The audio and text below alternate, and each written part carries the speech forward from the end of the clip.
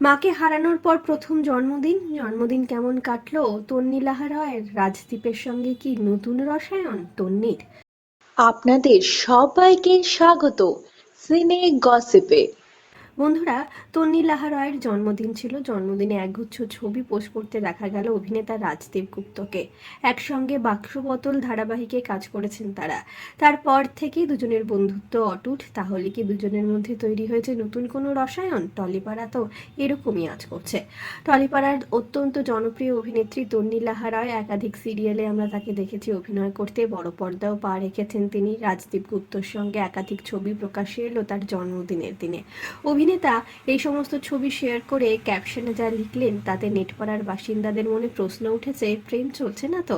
Rajdeep share করা ছবিগুলিতে দেখা গিয়েছে অভিনেত্রী তন্নির সঙ্গে সময় কাটাতে। কখনো দুজনে টুলের ওপর বসে চা খাচ্ছেন, তো কখনো একে অপরের মধ্যে ডুবে রয়েছেন তারা। এই ছবিগুলি শেয়ার করে রাজদীপ লিখেছেন, আচ্ছা ঠিক আছে, আজকের দিনটা তোমার, আর আগামীকাল ও তার পরের দিনও তোমার। এমন একটা দিন কাটাও যা ভালোবাসা, হাসি আর আনন্দে পরিপূর্ণ, যা তোমাকে খুশি রাখে। আজকের দিনটাও খুশি থাকো, বাদবাকি দিনগুলো। Happy birthday HS।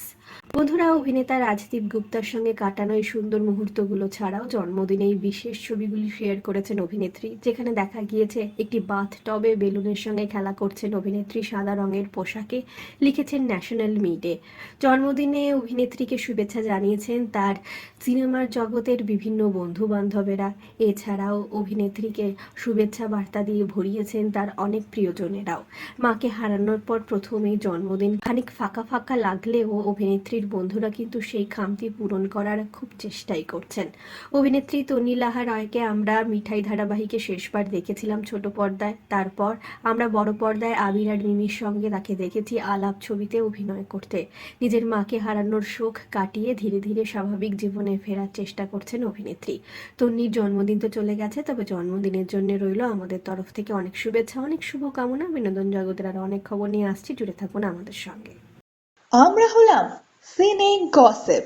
জুড়ে থাকুন আমাদের সঙ্গে, সাবস্ক্রাইব করুন আমাদের এই ইউটিউব চ্যানেলটি।